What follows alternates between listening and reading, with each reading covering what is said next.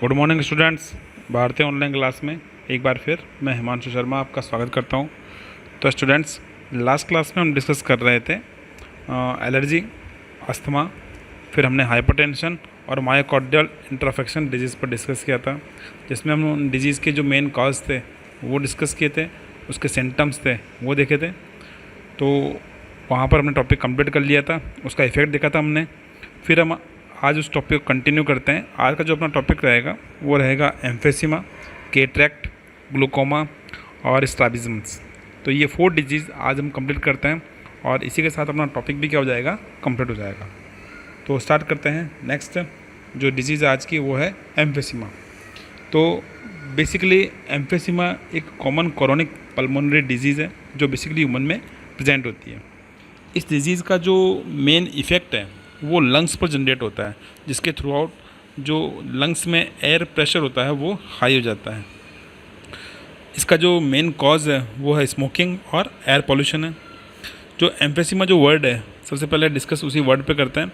तो जो एम्फेसिमा वर्ड है उसका मीन्स है presence of excess amount of air in the lungs. Means lungs में एयर का प्रेशर, एयर की क्वांटिटी क्या हो जाएगी, हाई हो जाएगी।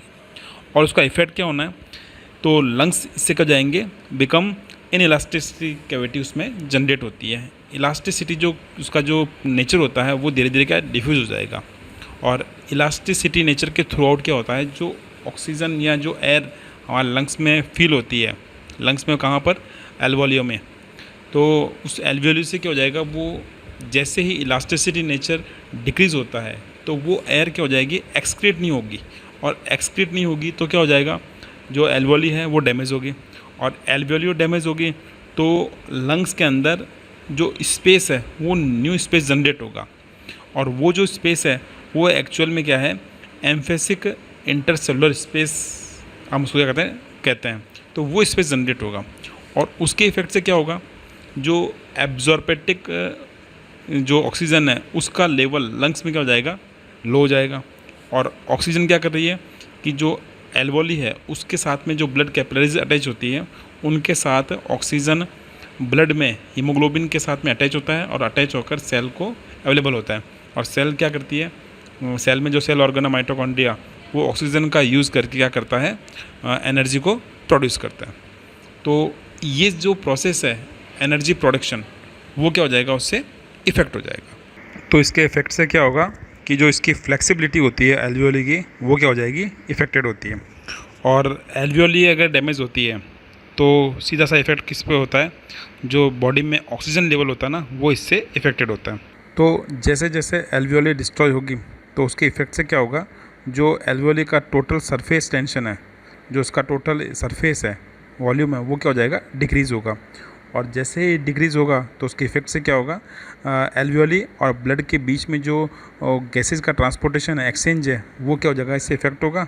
और इफेक्ट होते ही क्या हो जाएगा, जो सिम्टम्स जनरेट होंगे, like it headache, like it tiredness, ठीक है, उसके बाद में लो हार्ट बीट, ये इफेक्ट जनरेट होने लगते हैं। और इसके इफेक्ट से फिर डलनेस जनरेट होती है। सो ये था एम्फेसिमा। इस डिजीज़ से प्रोटेक्शन के लिए स्मोकिंग इंजर्ड, पूरी तरह से स्मोकिंग के प्रोसेस को ब्लॉक करना, और साथ में जहाँ पर भी फ्रेश क्लाइमेट हो, फ्रेश एनवायरनमेंट हो, वहाँ पेशेंट को सर्वाइव करना चाहिए। तो वहाँ पेशेंट को स्टेबलाइज करना चाहिए, जिसके थ्रू आउट क्या हो जाएगा, बॉडी में जो इसका पॉल्यूट्स का है उसके इफेक्ट से जो एल्वोली डैमेज की रेट हाई हो रही है वो धीरे धीरे लो होगी और वापस क्या हो जाएगा, लंग्स सर्वाइव करेंगे। तो ये थी एम्फेसिमा डिजीज़। तो मैं अब आपको एक डायग्राम शो ऑफ कर रहा हूँ जो इससे एम्फेसिमा डिजीज़ से इफेक्टेड लंग्स की उनकी कंडीशन किस टाइप की शो ऑफ होती है वो आपको इसमें शो ऑफ होगी। तो देखिए।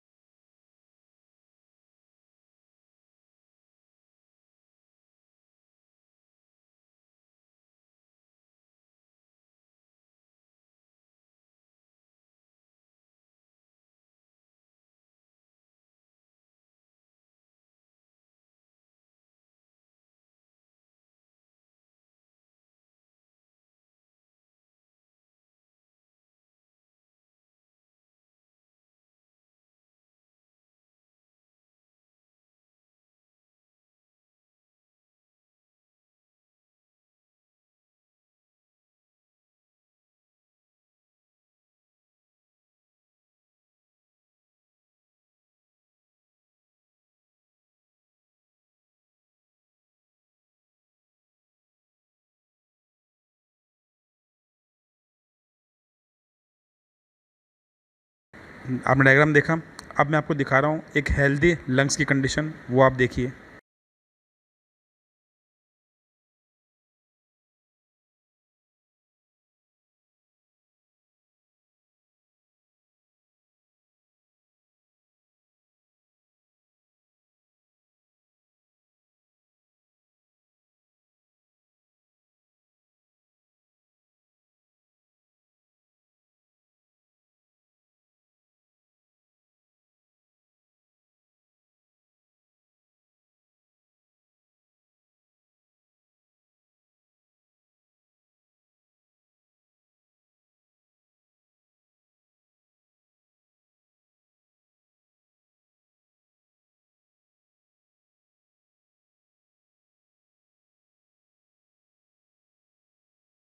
तो दोनों कंडीशन आपने देखी, तो इससे आपको इजीली अंडरस्टैंडिंग हुई होगी कि इसके इफ़ेक्ट से लंग्स की कंडीशन किस टाइप की शो ऑफ होती है।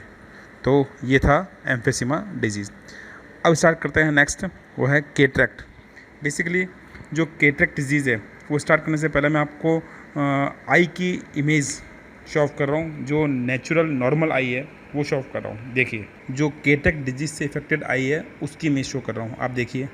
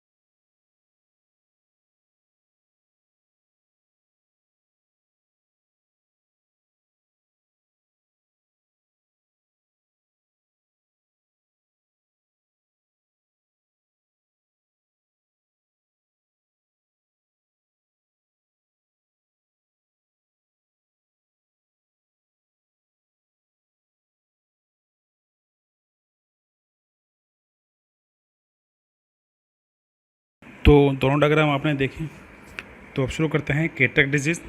तो बेसिकली जो केटरेक्ट डिजीज़ है वो इंडिया में कॉमन है, और जो ओल्ड एज पर्सनस में है ये डिजीज़ जनरली शो ऑफ होती है।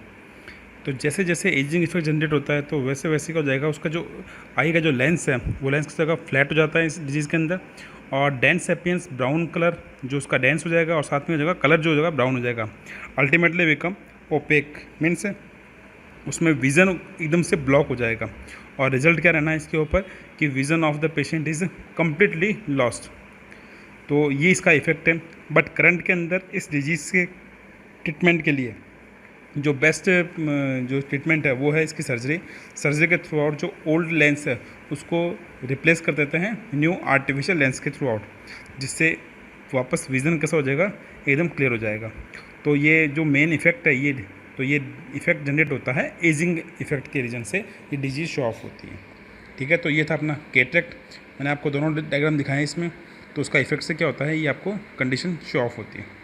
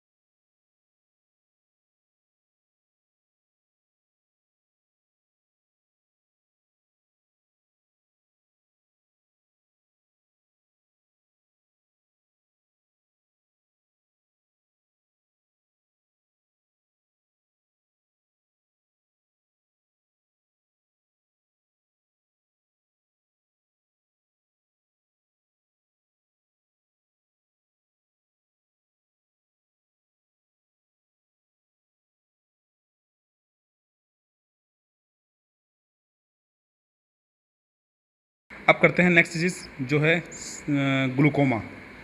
तो ग्लूकोमा डिजीज़ को शो ऑफ करने से पहले मैं आपको आई का डायग्राम शो ऑफ कर रहा हूँ, जिसमें उसके जिसमें आप देखिए उसमें एक आपको 2 पार्ट शो ऑफ हो रहे हैं। वन इज़ एक्वस चैम्बर और सेकंड इज़ विट्रस चैम्बर। ये आपको डायग्राम में शो ऑफ है। तो देखिए आप डायग्राम को।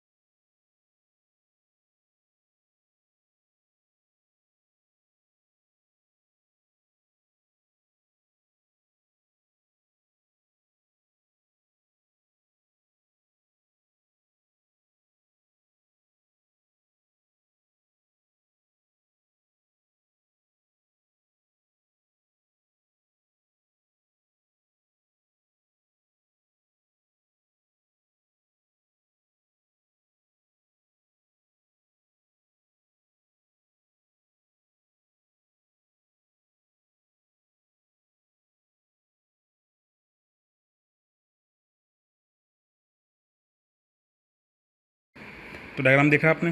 तो जो ग्लूकोमा डिजीज़ है, एक्चुअल में ये दोनों जो चैम्बर आप लोगों ने डायग्राम में शो ऑफ किए थे, उन चैम्बर में एक्चुअल में क्या लिक्विड फील होता है। और जैसे जैसे उस लिक्विड की क्वांटिटी हाई हो जाएगी, तो उसके इफेक्ट से जो लेंस है, जो उसकी जो आई बॉल है, उसके ऊपर प्रेशर जनरेट होता है। और उसके प्रेशर के रीज़न से क्या हो जाएगा, ये जो पार्ट है रेटिना, वो डैमेज होता है और उससे विज़न डिस्ट्रॉय होता है। जो इसमें फ्लूइड होता है, एक्चुअल में वो फ्लूइड इस जो आई बॉल है, इसके शेप को मेंटेन करने के लिए रिस्पॉन्सिबल है। बट जैसे जैसे इंक्रीज़ होगा, तो उसके इफेक्ट से प्रेशर जो जनरेट होता है, उस प्रेशर के इफेक्ट से क्या होता है, उसका शेप डैमेज होता है और फिर रेटिना भी डैमेज हो जाती है।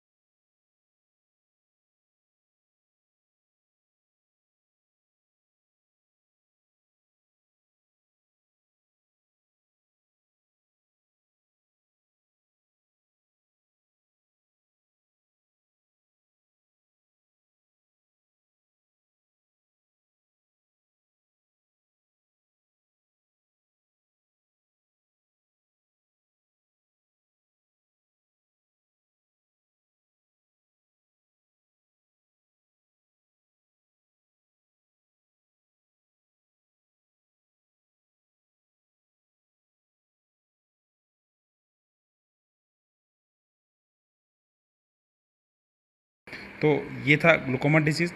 अब मैं आपको इस ग्लूकोमा डिजीज़ से इफेक्टेड आई विज़न को आपको शो ऑफ कर रहा हूँ कि उसका इफेक्ट कैसा होता है। देखिए आप।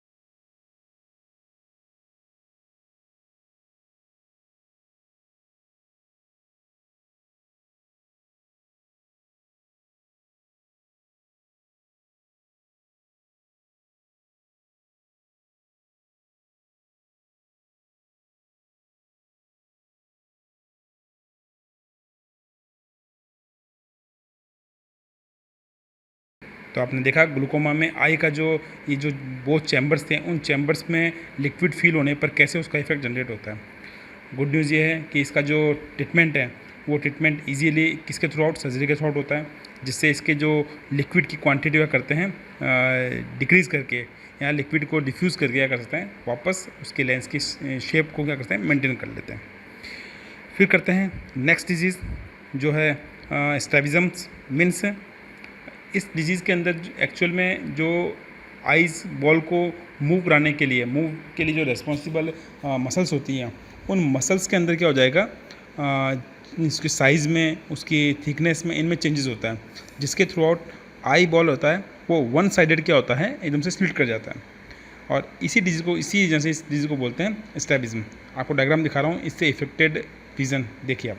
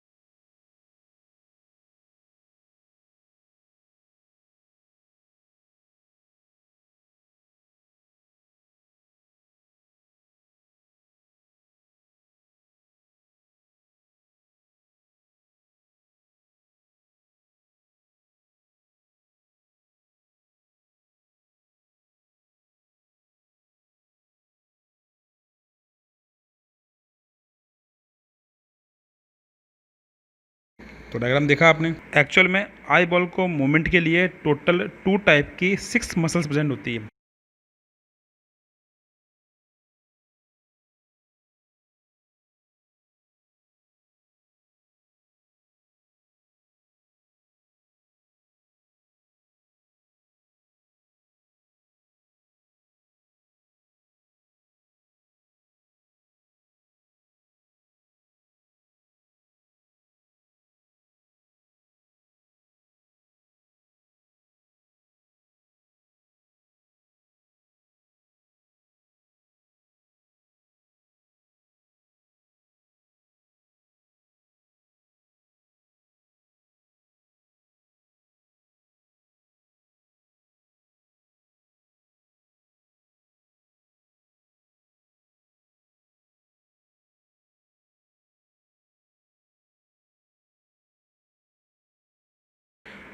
फोर मसल्स होती है रेक्टस नेचर की और 2 मसल्स होती है ऑब्लिक मसल्स।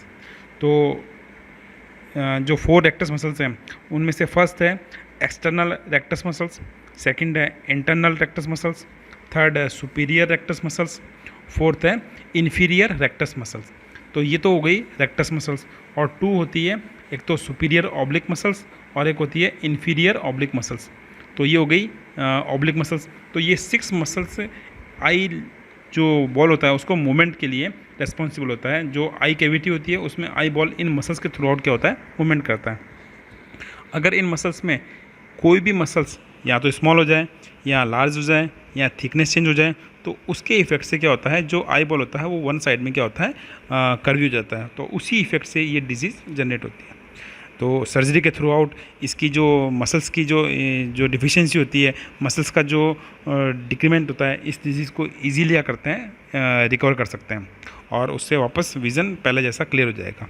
तो ये थी स्ट्रैबिज़म्स। तो टोटल हमने आज अपने 4 डिजीज़ कंप्लीट कर ली।